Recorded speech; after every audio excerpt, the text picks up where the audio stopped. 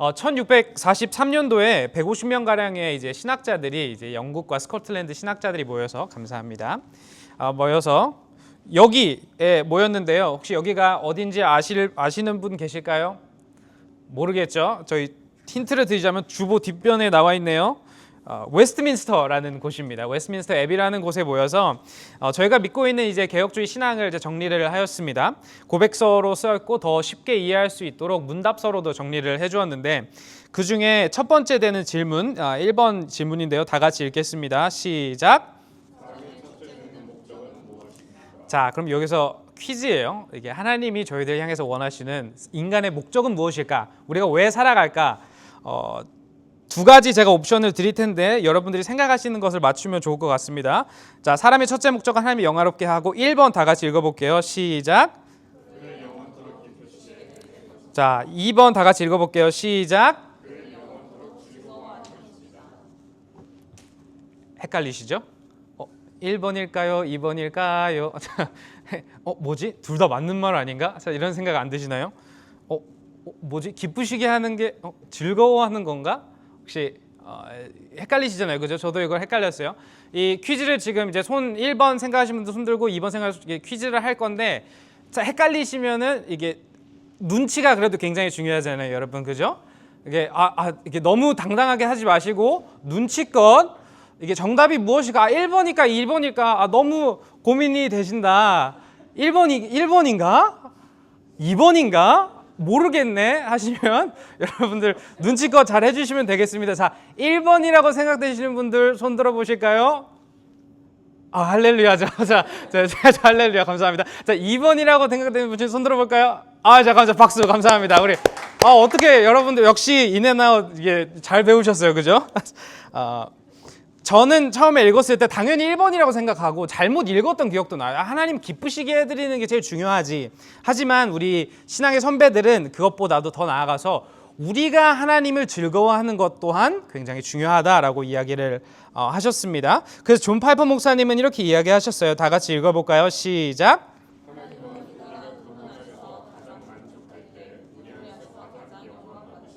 아멘. 이 세상이 주는 값싼 기쁨이 아니라 오로지 하나님 안에서 예수 그리스도 안에서만 발견되는 그 깊은 기쁨을 우리가 맛보고 누리며 살아갈 때 하나님이 영광을 받으신다라는 것입니다. 주님 한 분만으로 만족합니다. 주님의 궁전에서의 하루가 다른 곳에서의 첫날보다 낫습니다. 라는 고백이 되는 것이죠. 따라서 크리스천은 기뻐하는 사람들입니다. 아멘이신가요? 교회는 기뻐하는 자들이 모인 곳입니다. 저와 눈을 마주치면 웃어주시면 감사하겠습니다. 기뻐해야 되잖아요, 그죠? 기쁜 곳이잖아요, 그죠? 옆 사람하고 다시 한번 인사할게요. 기뻐하시길 바랍니다. 자, 그렇다면 제가 질문해드리고 싶습니다. 여러분들 삶 속엔 기쁨이 있으신가요? 주님 안에서 기쁨이 넘치는 삶을 살고 계신가요? 오늘 말씀 저희가 읽어보았듯이 탕자 비유의 후반부입니다. 첫 번째에서는 전반부에서는 집을 나갔다 돌아왔던 둘째 아들을 위한 잔치가 벌어졌고 그 이후에 벌어지는 이야기 있는데 모두가 기뻐하고 있는 이 잔치에서 단 한 사람만 기뻐하지 않는데 누구죠? 첫째 아들, 그의 형은 기뻐하지 않습니다. 그렇다면 왜 그는 기뻐하지 못했을까를 살펴보며 저희들을 되돌아보고 이 첫째 아들의 모습 반면교사 삼아서 저희들 안에서 복음의 기쁨이 다시 회복되기를 기도합니다. 아멘. 자, 그러기 위해서 우리가 세 가지 살펴볼 텐데 우리 1번, 2번, 3번 다 같이 쭉 읽어볼게요. 시작. 넘어 자비를 알아야 합니다.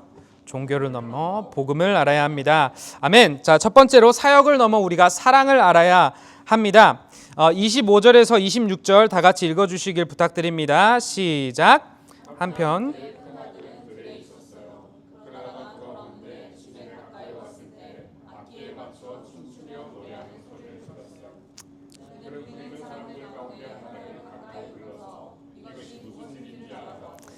아멘. 자, 둘째 아들을 위한 잔치가 한창인데도 불구하고 지금 첫째 아들은 무엇을 하다가 어디서 돌아왔죠? 밭에 있다가 일을 하다가 돌아왔습니다. 첫째 아들은 우리가 흔히 이야기하는 K 장녀 아시나요? K 장남, 엄친아 이런 스타일이에요. 일도 잘하고 성실하고 아버지의 말도 잘 듣습니다. 그가 돌아와서 종을 통해서 잔치가 벌어졌다라는 소식을 듣고 음악 소리도 막 듣게 돼요. 그럼 이 잔치 소식, 기쁨의 소식을 듣고 그는 어떻게 반응을 하나요? 화를 냅니다. 화가 치밀어 오고 잔치에 들어가지를 않습니다. 보통 우리가 일하고 돌아오면은 이게 찝찝하니까 뜨끈하게 샤워도 하고 소파에 누워서 이제 이렇게 막 멍 때리고 싶잖아요. 집에 들어가지 않아요. 사실 유대 문화 속에서, 당시 유대 문화 속에서 이건 엄청난 일입니다. 왜냐하면 무엇보다 이 아들은 이 집안의 장자이기 때문입니다. 여기 혹시 장자 계신가요?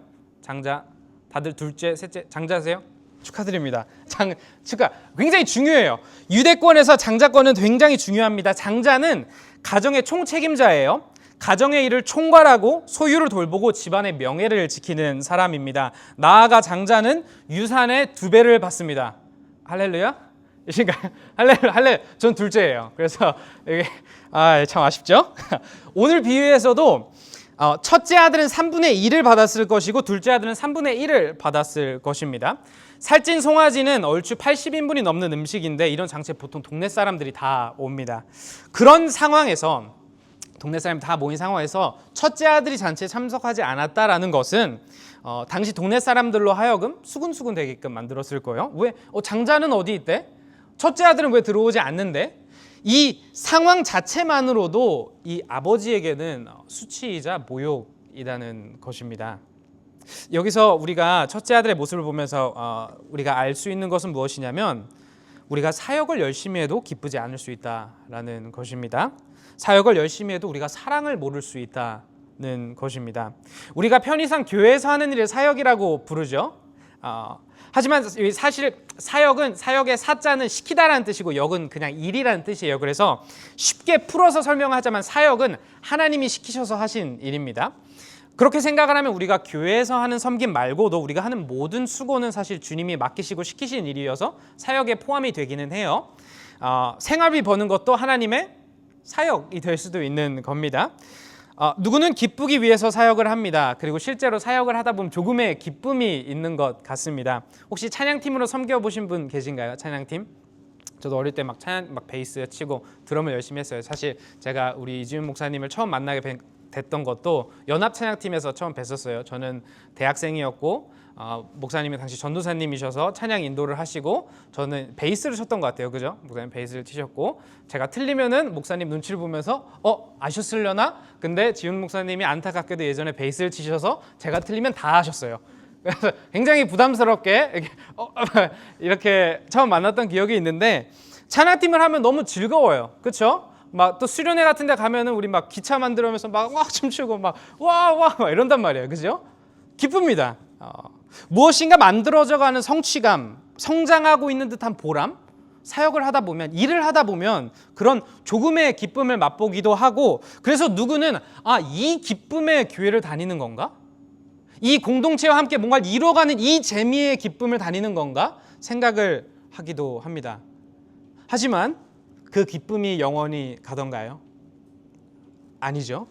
어느덧 반복되는 사역에 지쳐서 회의감을 느끼기도 하고 누구는 사역이 기뻐서 교회를 찾아왔다가도 사역에 지쳐서 떠나기도 합니다. 여러분, 사역이 우리의 기쁨이 아닙니다. 사역에서 누리는 기쁨이 우리에게 전부가 아닙니다. 오늘 첫째 아들은 밭에서 사역을 하다 돌아오는 길이었습니다. 첫째 아들을 상징하는 바리새인들은 그 누구보다도 많은 사역을 했습니다. 그럼에도 그들은 기쁨의 잔치에 참여하지 않았다라는 것이죠. 그럼 왜 첫째 아들은 잔치에 참여하지 않았을까? 왜 이렇게 많은 사역을 하면서도 기뻐하지 못했을까? 그렇다면 우리는 어떻게 기뻐할 수 있을까? 요한복음에서 말씀 답변을 찾을 수 있는데 10절에서 12절 다 같이 읽겠습니다. 시작.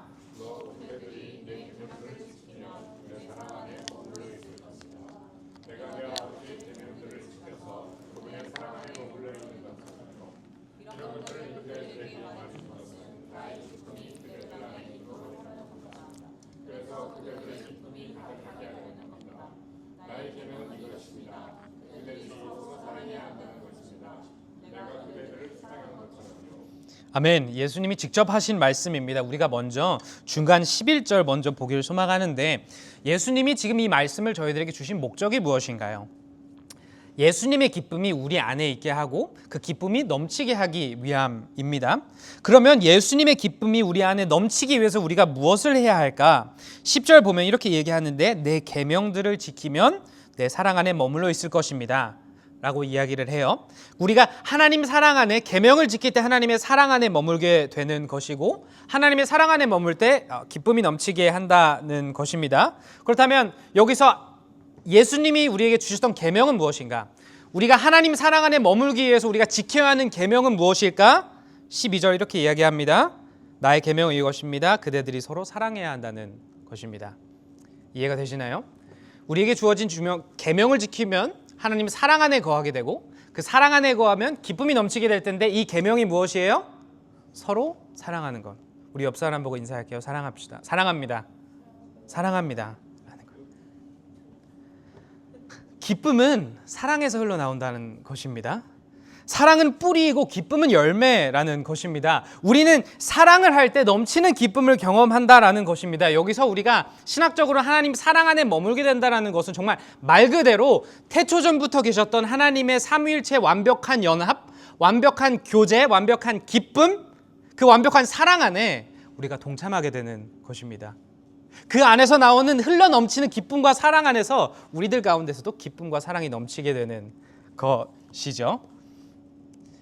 따라서 우리가 사역을 하는데 일을 열심히 하는데 기쁨이 넘치지 않는다면 어찌 보면 그 문제는 우리 마음 가운데 사랑이 없어져서이지 않을까라는 생각을 해봐야 된다는 것입니다. 여러분 사랑하고 계신가요? 그렇다면 여기서 누구는 이렇게 이야기할 수 있을 것 같아요. 그럼 전도사님, 그럼 사역을 하지 말라는 건가요? 교회에 있는 일들은 소는 누가 키우죠? 이런 이야기를 하실 수 있을 것 같아요. 아니요, 되려 이 말씀은 사역의 본질에 대해서도 가르쳐 주는데 아까 사역이 제가 뭐라고 이야기를 했죠? 사역, 하나님이 시키신 일이십니다. 그럼 오늘 요한복음 말씀에 예수님이 우리에게 시키신 계명은 무엇이었죠? 서로 사랑하는 것입니다. 그렇다면 우리가 하는 사역은 본질적으로 무엇이라는 뜻이죠? 서로 사랑하는 것입니다. 본질적으로 주님이 우리에게 시키신 일, 섬김, 봉사, 헌신은 이웃을 향한 사랑의 표현이라는 것입니다. 부모가 생활비를 버는 것도 가정을 향한 사랑으로 시작된 사역이고 목사님이 설교를 준비하시는 것도 여러분들을 향한 사랑으로 시작된 사역입니다. 교회에서 우리가 서로를 위해 하는 모든 섬김이 PPT, 찬양팀, 셋업 모든 것들이 이 교회를 사랑하는 마음에서 시작된 사역이라는 것입니다. 따라서 사역은 사랑으로 완전해진다는 것입니다. 문제는 언제 우리가 사역을 하다 보면 사랑이라는 본질은 사라지고 비본질적인 마음들이 생기기 시작하죠. 나의 이름을 알리기 위하여, 인정받기 위하여, 성취욕을 위하여, 커리어를 쌓기 위하여 등등등. 이번 주 제가 저희 중고등부 학생들을 몇 명을 집에 초대를 해서 점심을 먹였습니다. 열심히 부대찌개를 해줬어요. 이렇게 막 스팸 많이 넣어가지고 막 아주 짜게 막 해서 부대찌개를 해줬습니다. 학생들이 얼마나 막 열심히 먹어요, 중고등부 애들이. 그래서 막 보드 게임도 하고 재밌게 놀고 시간이 지났는데 애들이 안 가는 거예요. 어느 정도 놀았으면 가야 되는데 안 가요. 그러니까 원래 저희들이 이렇게 모이면 이게 말하지 않아도 알아요 같은 느낌처럼, 그러니까 어느 순간 슬슬 이게 집에 가는 분위기가 형성이 되면서 이게 어느 순간 막 자꾸 이렇게 몸을 마사지 하시고 이렇게 막 헛기침 하시다가 어느 분들이 이렇게 딱 시계를 체크하면서 자 슬슬 그럼 일어나 볼까요? 하면서 이렇게 가잖아요. 이렇게 모임이 마무리가 되지 않습니까? 애들이 안 가요. 그래서 안 되겠다, 저녁도 먹여야지 이렇게 생각을 하고, 근데 사실 제가 아직 전도사잖아요. 전도사 살림에 저희가 여유가 뭐 얼마나 있겠습니까? 그런데 또 막 얘네들 저녁도 먹여야 되는데 부대찌개 다시 데펴서 먹여야 되나 막 이런 생각을 막 하다가 마음에 애들이 계속 눈에 밟히고 저 냄새나는 남학생들 어떻게 먹여야 되는데 이런 마음에 와이프랑 우리가 덜 먹으면 덜 먹더라도 애들은 맛있게 먹이자 해서 다시 또 나가서 장을 보고 또 맛있게 삼겹살 구워서 애들 먹였던 기억이 있습니다. 여러분 사랑하면 기쁘게 지갑이 열립니다. 아멘? 사랑하면 기쁘게 시간을 희생합니다. 사랑하면 기쁜 마음으로 무엇이라도 하게 되는 것 같습니다. 되려 내가 정말 사랑한다면 내가 뭐라도 할 수 있음에 기쁨으로 감사하면서 섬기게 되는 것 같습니다. 여러분, 사랑으로 사역하고 계신가요? 사역은 사랑으로 완전해집니다. 이 시간 우리가 하는 모든 수고가, 이 인앤아웃 교회 안에서 하는 모든 수고가 우리를 향한, 서로를 향한 사랑이라는 것을 기억하며 예수님의 기쁨이 넘쳐나시기를 기도합니다. 아멘. 옆 사람 보고 다시 한번 인사할게요. 사랑합니다. 자, 두 번째, 우리 자격을 넘어 자비를 또 알아야 하는데 29절에서 30절 다 같이 읽어주시면 감사하겠습니다. 시작.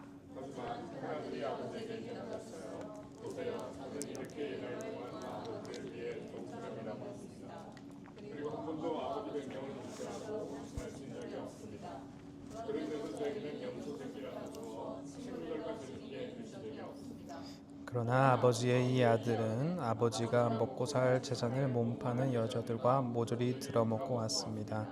그런데도 그를 위해 살찐 송아지를 잡게 하셨습니다. 아멘.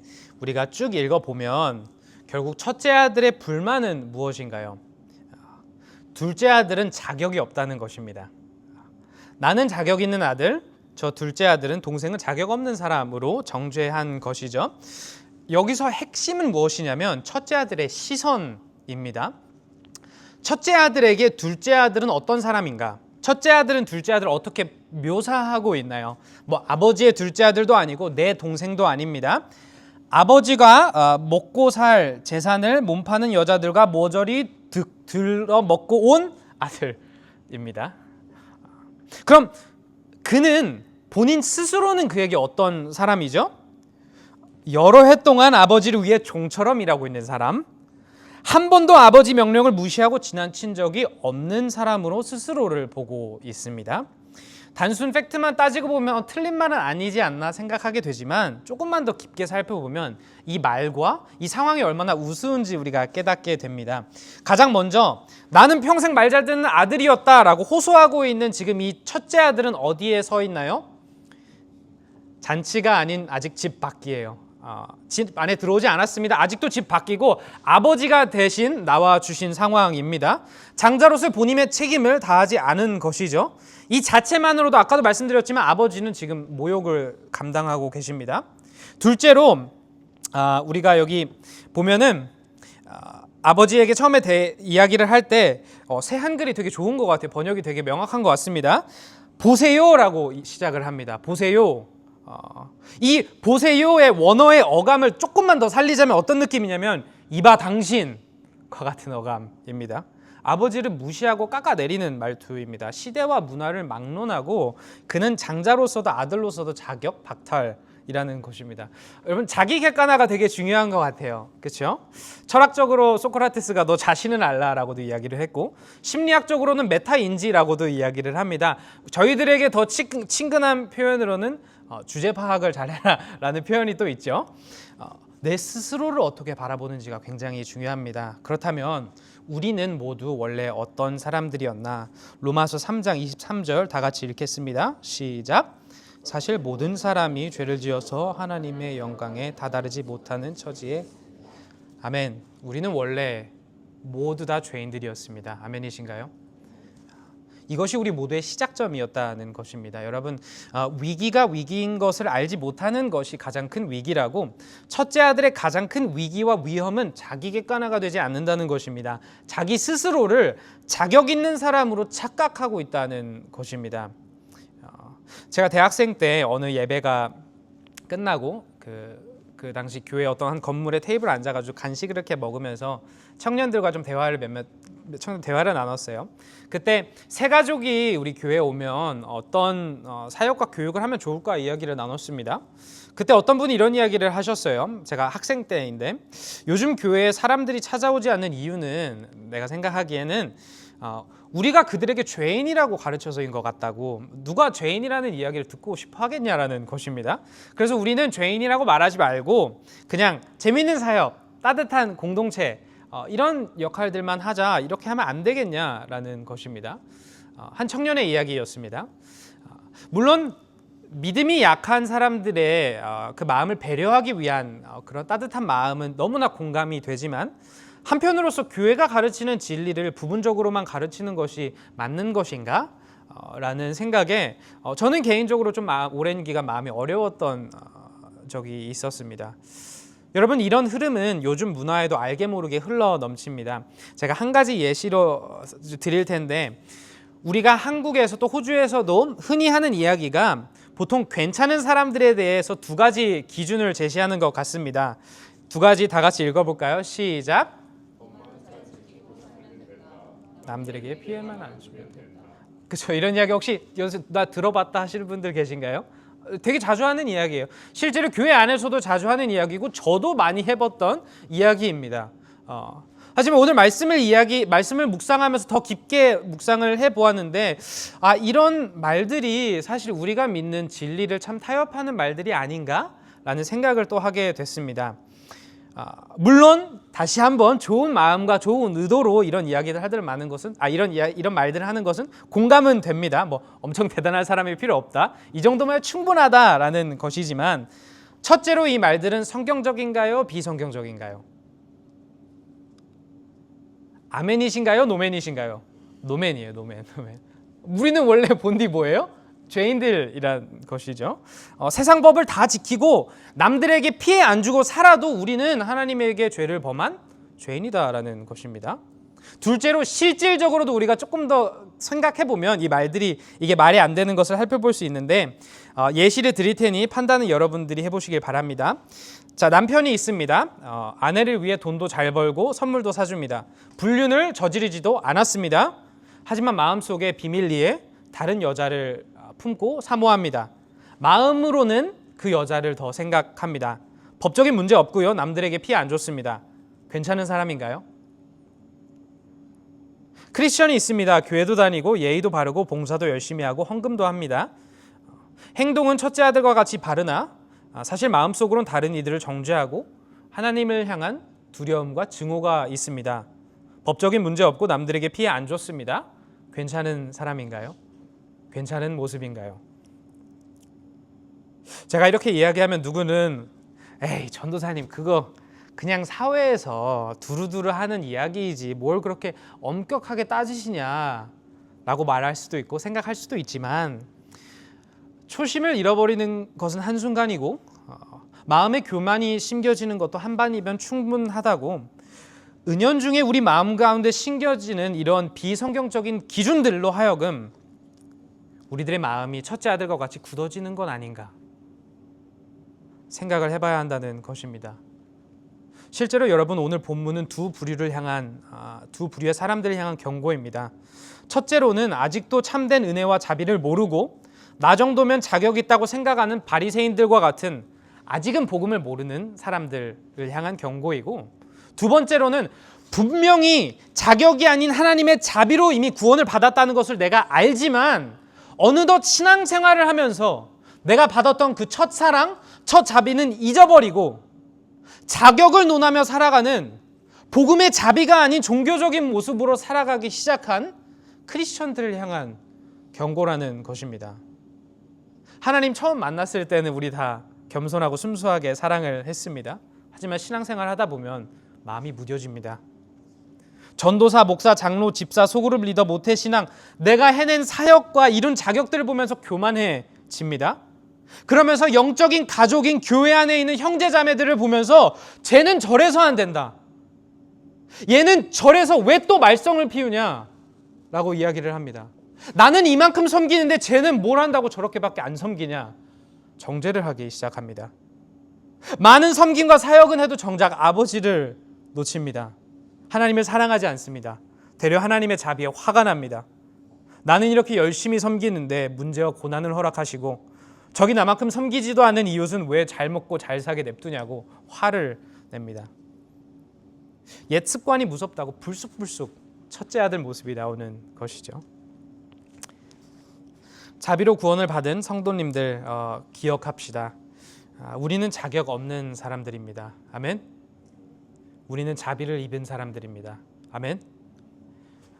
에덴 동산에서 죄를 지었을 때 아담과 하와에게 하나님이 자비로 가죽 옷을 입혀 주셨습니다. 여러분도 오늘 어떤 옷을 입고 교회에 나오셨나요? 나의 자격을, 나의 교만을 입고 교회에 나오셨나요? 혹은 아버지의 자비를 입고 교회에 나오셨나요? 자격 있는 사람보다 자비를 입은 사람이 훨씬 더 행복한 것 같습니다. 그 자비를 아는 사람이 훨씬 더 기쁜 것 같습니다. 이 시간 그 자비가 회복되시기를 축복합니다. 아멘. 아멘. 감사합니다. 자, 셋째, 종교를 넘어 복음을 알아야 합니다인데 31절에서 32절 다 같이 읽겠습니다. 시작.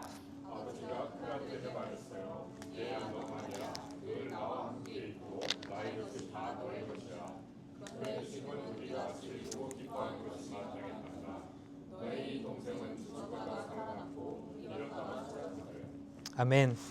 당시 이 이야기를 듣고 있던 유대인들은 아마 저 첫째 아들, 무례한 첫째 아들 모습을 보고 이제 아버지가 화를 내셨겠지, 혼을 내셨겠지 생각했겠지만 되려 아버지는 그 첫째 아들과도 따뜻하게 대화를 해주세요. 그리고 아버지가 하시는 이야기를 보면 아버지의 관심이 어디에 있는지를 우리가 알게 됐는데, 아버지의 관심이 돈에 있나요? 아버지의 관심이 첫째 아들, 둘째 아들 얼마나 잘 살고 내 말을 잘 듣는지 이런 것에 있나요? 아버지의 관심은 오로지 자식들과 함께하는 것에 있다는 것을 우리가 살펴볼 수 있습니다. 31절 보면 얘와 너는 늘 나와 함께 있다 라고 이야기를 하고, 둘째 아들에 관해서도 그가 어떤 일을 했던 상관없이 살아났다, 죽었다 살아났고 잃었다가 찾았다, 이제는 우리가 함께 할 수 있게 되었다, 그러니 즐기며 기뻐하는 것이 마땅하지 않느냐라고 이야기를 합니다. 여러분, 기독교와 다른 여러 많은 종교들과 다른 가장 큰 핵심은 무엇일까요? 복음입니다. 그럼 이 복음이라고 하는 것의 핵심은 무엇일까요? 예수 그리스도가 되십니다. 그럼 이 예수 그리스도의 소식의 핵심은 무엇일까? 하나님의 아들이, 창조주 하나님의 아들이 정말 육신을 입고 이 땅에 내려왔다는 것입니다. 아멘이신가요? 2000년 전에 예수님이라는 유대인이 계셨는데 그 사람이 정말로 이 세상을 창조한 하나님의 아들이라는 것입니다. 여기서 우리는 종교와 복음의 핵심 차이를 발견하게 되는데, 종교는 인간이 신을 향해 나아가는 노력입니다. 하지만 복음은 무엇이죠? 하나님이 인간을 향해 내려오시는 은혜입니다. 아멘이신가요? 종교는 아들들이 아버지를 위해서 내가 올바르게 살아내야만 하고 그 법들을 지켜내야만 하고 아버지께 도달해야지만 하는 여정이라면, 완벽한 모습으로 나아가야만 하는 것이 종교라면, 복음은 아버지가 아들들을 향해 나아오시는 은혜, 자비, 사랑이라는 것입니다. 둘째 아들이 돌아왔을 때도 누가 뛰쳐나가셨죠? 아버지가 뛰쳐나가셨고요. 집 밖에 들어오지 않는 첫째 아들을 향해서도 누가 나가주셨죠? 아버지가 나가주셨다는 것입니다. 나아가 종교는 인간이 멈추면 끝나는 여정이지만 복음은 무엇이죠? 인간이 멈춰도, 인간이 부족해도 끝까지 우리를 쫓아오시고 함께 하시는 아버지와 함께하는 동행이라는 것입니다. 우리가 부족해도, 우리가 넘어져도, 때로는 인생을 살아가며 정말 교회도 나가기 싫은 그런 시즌이 찾아와도 이 끊어지지 않는 가족의 연으로 함께하는 동행이다라는 것입니다. 제가 대학생 때 한국을 간혹 여행을 가면 그렇게 좋았습니다. 제가 10살 때 호주로 넘어왔어요. 좀 비교적 어릴 때 와서 그런지 이렇게 한국에 대한 기억이 미화가 된 것 같아요. 그죠? 좋은 기억밖에 없습니다. 그래서 한국에 있었을 때 제가 초등학생 때 먹었던 500원 떡볶이, 요즘에는 잘 안 파는 것 같아요. 너무 서운해요. 500원짜리 떡볶이 참 맛있었는데, 그리고 제가 친구들이랑 학교 끝나면 다 같이 모여서 탈출을 했던 까치놀이터, 이렇게 너무 생각이 나고, 그리고 PC방 가서 스타크래프트 했던 기억들이 너무나 또 막 행복한 거죠. 제가 사당동이라는 곳에 살았습니다. 그래서 제가 살던 사당동은 주님의 은혜인지 섭리인지 개발이 전혀 되지가 않았어요. 그래서 지금 돌아가도 그 20년 전 그 모습 그대로예요. 너무 할렐루야죠. 그래서 제가 한국에 돌아갈 때마다 이 고향을 향한 그리움이 좀 해소가 됐었습니다. 근데 막상 또 한국 가서 2, 3주 지내다 보면 제가 생긴 거는 한국인 같아도 좀 정서적으로 호주물을 좀 먹었는지 뭔가 살짝 묘한 이질감을 느끼고 그럼 또 다시 멜번 돌아가고 싶다. 멜번이 짱이다. 멜번 커피 마셔야지. 막 이렇게 되는 거죠. 그렇게 돌아와서 멜번에서 2, 3년 정도 살다 보면 또 어떻게 되죠? 이게 한국을 가야 된다. 역시 한국인은 한국 가서 김치찌개 먹어야 돼. 뭐 이런 생각. 그리움의 무한 반복입니다. 독일어로 젠주흐스트라는 단어가 있습니다. 나니아 연대기, 순전한 기독교 등 엄청난 기독교 고전들을 남긴 C.S. 루이스는 이 단어를 이렇게 정의했는데 다 같이 읽어볼까요? 시작.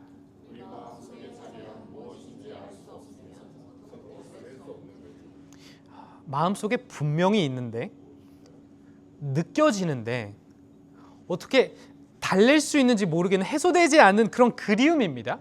정서적인 그리움을 넘어서 일종의 영적인 차원의 그리움인 것 같기도 합니다. 누구는 이 그리움을 외로움으로 표현하기도 하고 이 그리움을 누구는 공허함으로 표현을 하는 것 같기도 합니다.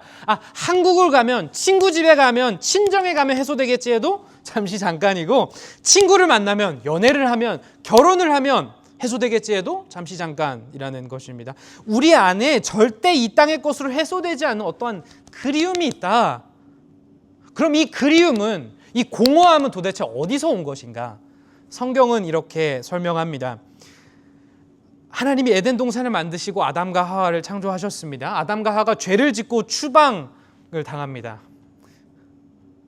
가인은 동생 아벨을 죽이고 추방되었고 요셉도 이집트로 팔려가 추방되었습니다. 이스라엘 분열 왕국은 약속의 땅에서 아수르와 바벨론 침략에 의해 추방당합니다. 성경이 계속해서 저희들에게 알려준 사실은 무엇이냐? 너희들이 살아가고 있는 인생은 집에서 쫓겨난 추방된 인생이라는 것입니다. 나그네이다. 이 땅에 있는 것을 모두 느껴도 결국 허무할 것이다. 공허할 것이다. 그리울 것이다. 그럼 이 공허함은 언제 해결이 될까요? 다시 에덴 동산으로 돌아갈 때, 더 정확히는 다시 그 아버지의 집으로, 아버지의 품으로 돌아갈 때, 우리의 본향, 집은 따로 있다는 것입니다. 더 정확하게는 그 집안에서 하나님 아버지와 원래 창조된 대로 하나님 아버지와 사랑으로 완벽한 교제를 누릴 때, 완벽한 가족이 될 때 회복이 되는 것입니다. 장소를 넘어 관계인 것이죠. 진짜 사랑으로 하나 된 그 가족에 다시금 회복되는 것입니다. 그리고 이 추방된 인생 속에서 그 하나님 아버지와의 가족이 되는 것을 조금이나마 누리고 경험할 수 있는 곳이 어디예요? 교회라는 것입니다. 그래서 서로를 형제자매라고 부르지 않습니까? 다 같이 읽어주시면 감사하겠습니다. 시작. 교회는 가족입니다. 교회는 함께 잔치하는 아버지. 그렇게 우리는 종교로 넘어 복음을 알아야 합니다. 왜냐하면 종교로는 우리가 가족이 될 수가 없습니다. 오로지 복음 안에서만 우리가 가족이 될 수 있습니다. 교회는 종교가 아닌 복음을 위해 세워집니다. 교회는 종교적인 공동체가 아니고 종교적인 공동체를 뛰어넘는 복음적인 가족이라는 것입니다. 아멘이신가요? 그렇기에 우리가 기쁘기 위해서, 우리 마음 가운데 있는 그리움이 해소되기 위해서는 이 복음 안에서만 이루어지는 가족이 되어야 된다는 것입니다. 종교적 행위, 종교적 루틴이 아닌 사랑으로 가족이 되는 기쁨이 필요합니다. 여러분 뭘 해도 공허하신가요? 이것만 하면 기쁘겠지. 얻어도 금방 공허해지시나요? 이 시간 우리를 가족으로 초대하신 하나님 아버지를 기억합시다. 아멘. 우리 함께 하시길 원하시는 아버지의 품으로 돌아가시기를 간절히 축복합니다. 시간 말씀을 마치며 마지막 포인트인데요. 다 같이 읽겠습니다. 시작. 예수님을 알아야 합니다. 마지막으로 우리가 예수님을 알아야 합니다. 오늘 비유는 3개의 연속된 비유 중에 3번째입니다. 첫째는 잃은 양의 비유가 있었습니다.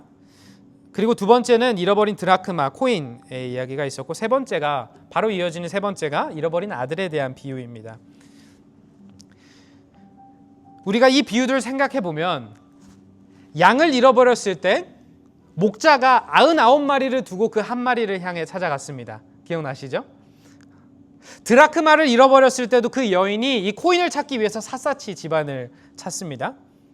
하지만 오늘 비유는 어째서인지 둘째 아들이 떠났을 때 그 누구도 그 둘째 아들을 위해 찾아가지 않습니다. 그럼 누가 둘째 아들을 찾아가야 했을까? 바로 장자 첫째 아들입니다. 가정의 대표이자 상속자인 첫째 아들이 갔어야 했습니다.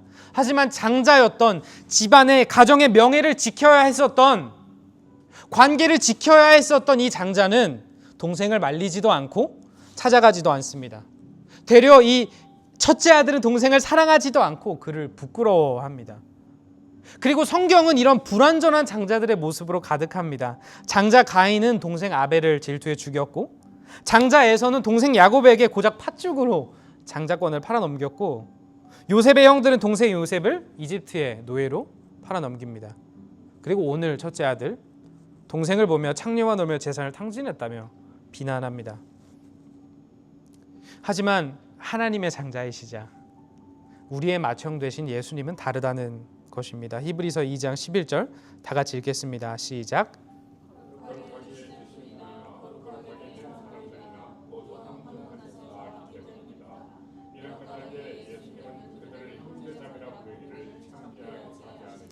아멘. 거룩하게 해주시는 분이 누구실까요? 장자 예수님이십니다. 그럼 거룩하게 되는 사람들은 누구죠? 죄인된 우리 모두를 뜻합니다. 장자 예수님이 우리를 거룩하게 회복시켜 주신 것입니다. 장자 예수님은 우리가 아무리 아버지의 집을 떠난 죄인이어도, 알고도 오늘도 무너지는 죄를 짓는 연약하고 더러운 죄인이어도 우리를 창피하지 않으시고 우리를 찾아와 주신다는 것입니다. 이 세상 모두가 너는 자격이 없다 이야기할 때도 예수님이 우리를 형제자매라 불러주시며 오늘도 우리를 찾아와 주신다는 것입니다. 우리가 기쁘기 위해서, 우리의 삶 가운데 기쁨이 회복되기 위해서는 우리를 찾아와 주신 예수님을 알아야 한다는 것입니다. 이 세상은 우리가 자연스럽게 생각하기는 우리가 무엇인가를 해내야 기쁠 것이라고 이야기를 합니다. 때로는 첫째 아들처럼 부모님이 제시하는, 학교가 제시하는, 사회가 제시하는 여러 가지 기준들을 내가 탁월하게 이뤄내요. 유능하고 멋진 사람이 되면 기쁘겠지 생각해도, 그렇게 쫓겨서 공부와 일과 재택과 모든 것을 탁월하게 이뤄내겠다 열심히 살아도 기쁘지가 않고, 때로는 둘째 아들처럼 아니다, 나는 세상이 제시하는 요구가 아니라 나만의 기쁨을 찾겠다, 나만의 행복과 나만의 자유를 찾겠다라면서 나만의 열정을 위해, 나만의 꿈을 위해, 나만의 비전을 위해 자유롭게 살아가면 그때는 진짜 기쁘겠지 생각을 해도, 그래서 창업도 해보고 유튜브도 해두고 워홀도 와보고 유학도 나가봐도 기쁘지가 않다는 것입니다. 진짜 기쁨은 내가 무엇인가 해낸 게 아니라 나를 위해서 모든 것을 이뤄내신 예수님, 나를 찾아와 주신 예수님을 알아갈 때 진짜 기쁨이 회복된다는 것입니다. 진짜 기쁨은 예수님에게 있습니다. 예수님이 우리들의 진짜 기쁨 되십니다. 인앤아웃 교회가 정말 참된 기쁨 되신 예수님을 알리고 예수님을 누리는 교회가 되기를 축복합니다. 사람들이 이 교회에 왔을 때 다른 것은 몰라도 예수님의 기쁨은 내가 알고 돌아간다 는 이야기가, 소식이 넘치는 그런 교회가 되기를 간절히 축복합니다. 아멘.